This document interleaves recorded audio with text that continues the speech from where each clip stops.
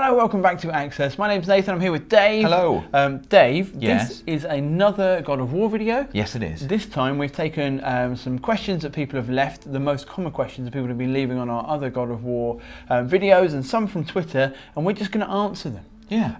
You're going to answer them. Yes. I'm going to listen. You know a couple of the Do answers. I? So when it's your go, Yeah. Oh, cool. That'd be good as well. Okay. The game's out at the end of this week. I hope everybody's excited about it. We're not going to spoil anything in here. There'll be kind of light world spoilers.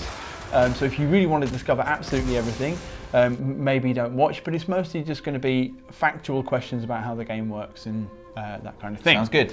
So, lots of people ask these first two questions. So Right. I haven't picked out anybody in particular. Lots of people want to know, is there a photo mode in God of War? Do you know the answer to this No, one, I don't know Dave? the answer to this. There isn't one at the moment, but at a recent event that Holly attended in Norway for the game, the director, Corey Barlog, said that they are working on one. And they Excellent. hope to patch it in later on. And that would be, I mean, it's a big game, which we'll get to. Yeah. Photo mode. I think it would work really, really well because the movesets are incredibly dramatic, the combat's very fast, and the game looks beautiful. So This is a very, kind of dodgy silver lining, but also, in a way, I'm kind of happy because I'm going to be quite slow getting through God of War. Right. I don't want people going ahead because they will, taking all amazing photos of Right. amazing things that I don't want to see yet. Oh, I So see. I'm happy to wait. Well, as long as a little Dave's while. happy, That's right. That's the important thing. Second playthrough for me, photo mode. Lots of people have also asked if there's a New Game Plus, and the answer to that is no, there isn't a New Game Plus. And the reason there isn't a New Game Plus is because the world is going to open up. So it's the other question that gets asked all the time is it open world? And this is connected to this. It isn't open world, it's like a hub world. So there is a central map, which is actually very big. At the center of that is a way to travel to other realms.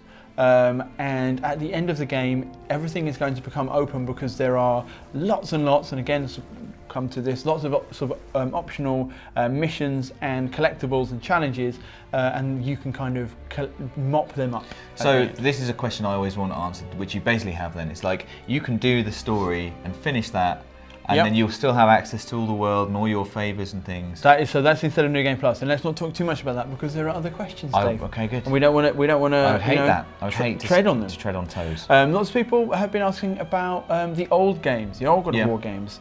So just to give you a bit of context about that, Epic Wolf says, will there be any references to the other God of War games other than the Vars? Not sure which Vars that is actually. Also, do you think Rob looks like Kratos?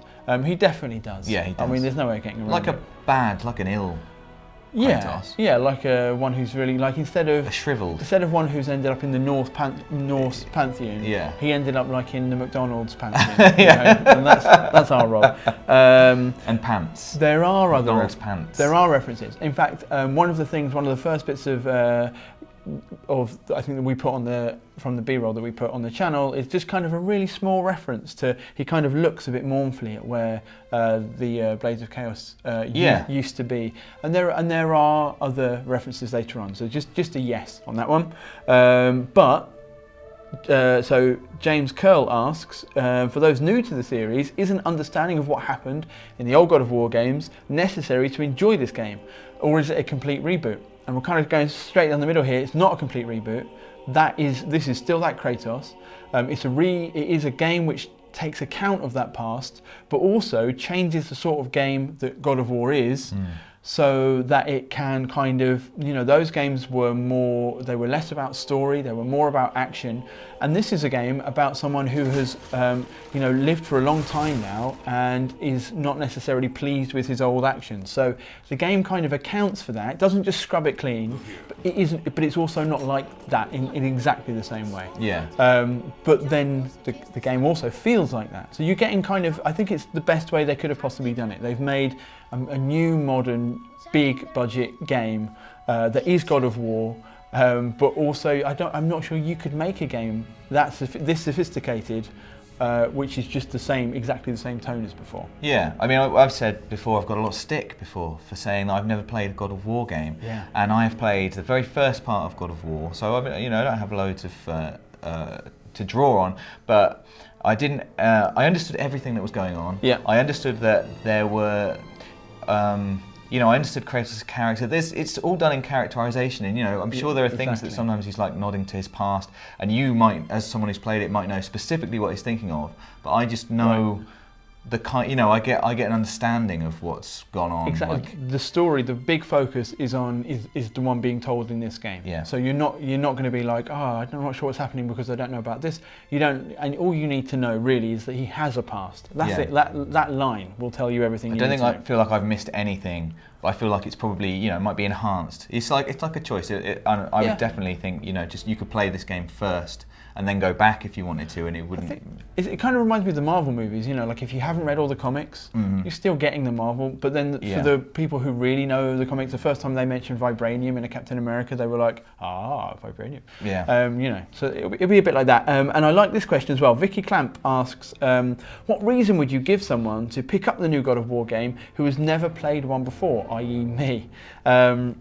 That is a good question. She says, and the reason is basically what I just said about how yes, this is a God of War game, and as a God of War fan, I'm in no kind of sense disappointed in what it's giving me, but I also understand, as like a big PlayStation 4 fan and a big gaming fan, that this game now sits really comfortably alongside Uncharted 4, Horizon, The Last of Us, these kind of big games which have done, they're not just action games, they've told us a story and they've built a world, and this does that. And so if you want an experience, I think if you're thinking, I love The Last of Us, what can give me a story that's a little bit like that, but also is so playable, and I think this is the next one. It's a really top quality game. It doesn't feel like a good game, it feels like one of those like defining games. It might define PS4, it might define its genre. Like it feels like that much of a thing. Like something that you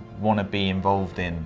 Like now, like I want to be playing it now. I don't want to wait a few weeks or a few months or whatever. I want to do it right now and be part of that because it feels really exciting. And I think it's not that it has just taken things from other games which have been really successful on PlayStation, but I think that the team are obviously aware that they are releasing a game into a world in which Uncharted 4 and The Last of Us and Horizon exist. So it has to compete it has to be on that level, and that's the reason the reviews are so good, is because it's up there. So if you need a reason to play it or at least to check it out, I give you this. With some questions about Atreus. People are really keen to know how they're going to interact with him and what happens. Masterful Snow Elf asks, "Sup guys, I have a question about the combat mechanics, specifically Atreus. Can you control what he does at all, like the Far Cry 5 mechanics where you can send them to a specific location, or get him to initiate combat so you can attack from behind? You can't send him to a particular location, but you absolutely can. The square button in combat is the one for firing arrows. So he will kind of, a bit like Ellie in The Last of Us, if you leave him to do his thing, he will, every now and again, and more as he kind of gets more confident, he will fire arrows or come in to do melee attacks. But if you need someone's charging up an attack and you can't get over there, you can hit square and he will interrupt with a shot, or if someone's running towards you, or if you want to just stagger somebody for a second so you know that you're charging towards them and they're going to stay there. While you're charging, you can press square. So it feels like an integrated part of your combat system, but not in a way which is too kind of overburdening. You're not directing him to go over there. You're in the midst of, what the God of War combat's like. It's very fluid and fast. So you're not worried about where he is. He kind of takes care of that. And if he's on top of someone attacking them while you do a big finisher, he just jumps out of the way. Yeah. So he's kind of invisible in all the ways that you'd want him to be, but he's there and a kind of a useful mechanic when you need him. Yeah, it feels like the smartest possible answer to that kind of conundrum, isn't it? Like you said, he's exactly that. He gets out of the way, but he's there when you need him. If you want him to do something specific, he'll do it. But you don't have to drive him around and point him like, go over there. Or, exactly. And I'm sure we spoke to Corey at an event in London, and it seems it was very challenging to get him, this kind of stuff is very, very hard to kind of balance. So he is, you kind of look at him and you go, he's like the toughest kid in the world, like coming through some of these fights. But it means you, as a player, don't need to worry about it too much, which is the next question. Jazzy says, do I need to worry about Atreus? Like, can he die or something? And There are some fights where, and I haven't actually got to what could be the fail condition, right. but where enemies do kind of grab him or start to lift him away, and like a little kind of exclamation point comes up, and so that's obviously like a little bit of a timer to something. I don't know if that means you've, like, you know, in the same way that Kratos dies and it's like a reset. I don't know. It hasn't happened yet, but as I get further and further through into the tougher kind of combat, maybe it will. So you do have to worry, but like it not constantly. And that's only happened to me like I think 3 times in the whole time we've been playing. Yeah. So, but yeah, it is part of it. Again, I think it's all about balancing it. So they didn't want it to be like every fight I've got to worry about Atreus. It's like very specific enemies in some combat scenarios. Let's talk about mythology. Yes, please. Chris on Twitter, who asks, is this game featured around a particular known Norse story, or is it just featured in its mythical universe? Are there any characters from Norse mythology I may recognise? And he asked because the original games made him go away and read a bunch about Greek myths, and he kind of really got into that. That's cool. And the answer is yes. Yeah. So, I mean, it's very kind of quite a similar treatment, and I love the kind of paralleling of these kind of 2 worlds of beings who seem to be aware of each other in some way, and that's one of the joys of the game. So like no specifics for me here. The beast design and the boss design is very much kind of based on archetypes of Norse mythology. They also are kind of in line, you know, they look like in keeping with the ones from the existing God of War series. But they are kind of, I think we've shown werewolves in one of our other videos, for instance, which is just more of a European kind of a myth. And then there are going to be figures that you will recognise, and the joy of it is as you go through the story, you're going to be like, I wonder who that guy could be, you know? And it's going to be cool. It's such a cool idea setting it in Norse mythology. I love the idea, you know, like in my head, there's like Greek mythology's been here in this sphere, and Norse mythology's been here in this sphere, and they're not in any way connected. And now Kratos has walked from one to the other, and he's like said, oh yeah, they both exist like next to each other. Yeah. That's like such a cool idea. I know. Again, going back to comic books, it's like someone just like walking from the X-Men to the Avengers. You know, it's like, oh, this is cool. It's really cool. It opens up so many possibilities. Questions about the world? Yeah. Everybody asks, is it open? We have covered that. It's a hub world. It's semi-open. You can travel all around it. The world state changes. Transforms to open up new exploration as you go through, but it's still very explorable all the way through the game.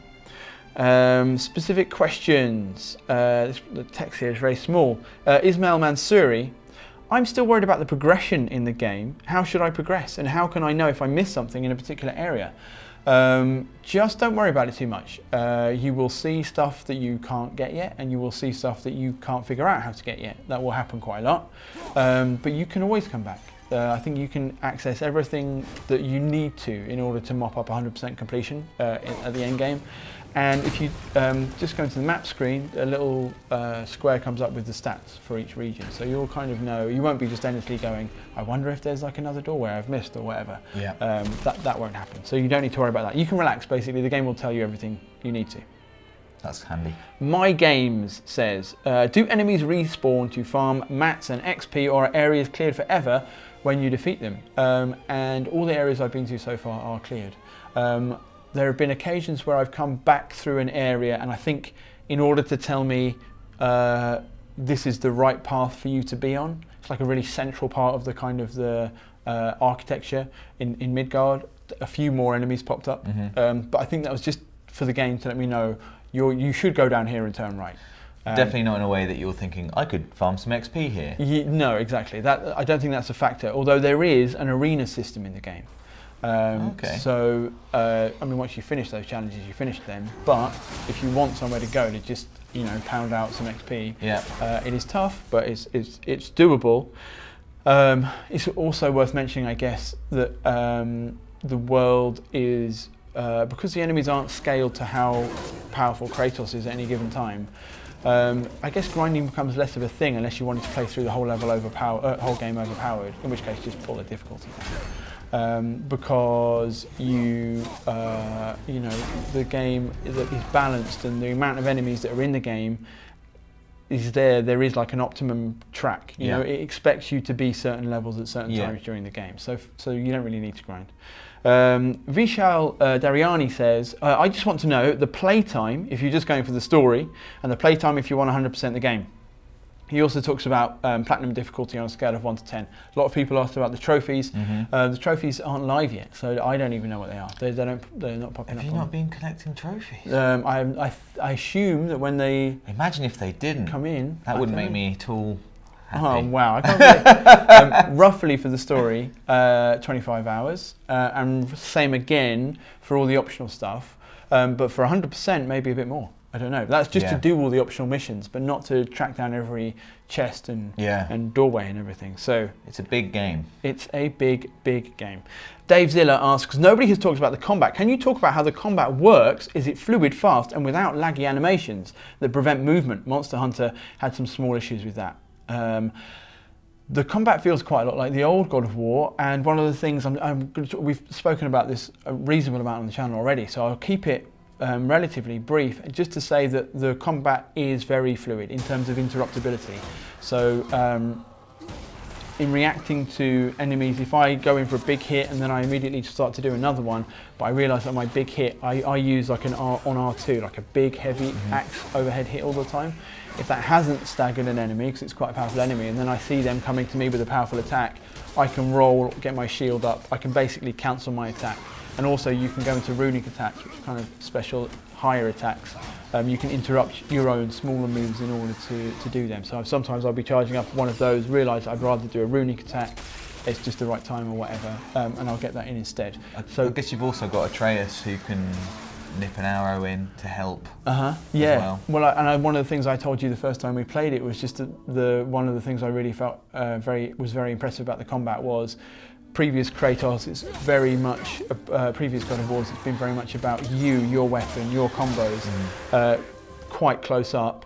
Now you've got this ranged element to come in, which can help you to stagger, stun, get enemies from behind, get them away from you. If you want to kite them a little bit and get them further, more distance, then you've got your own ranged weapon with the axe, and then there are all the various combos that you can just do with the axe when you get close up. So there's a lot going on, and it is very fast. So I've enjoyed it.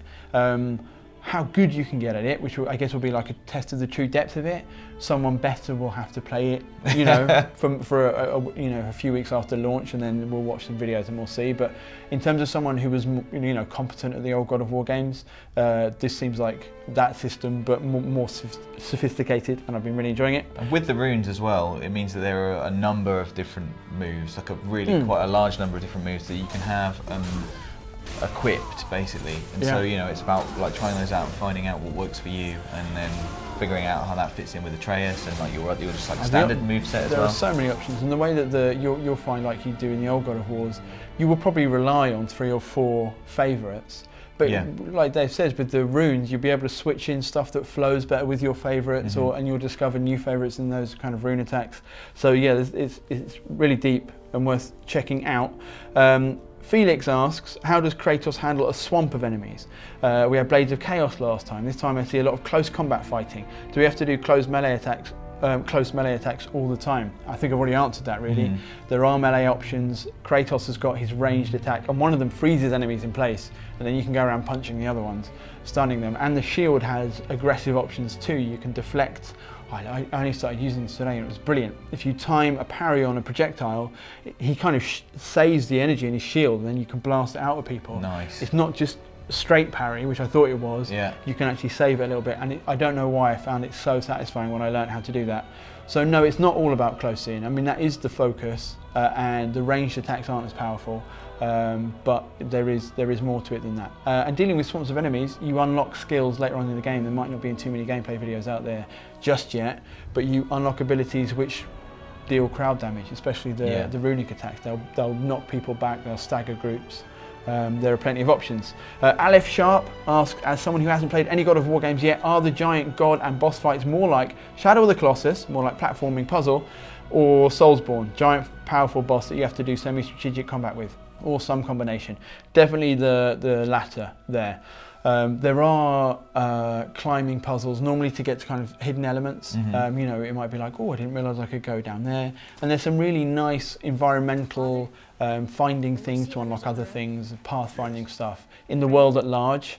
But the boss combat is very much learn. I mean, I'm in no way saying it's as complex as kind of the Soulsborne games.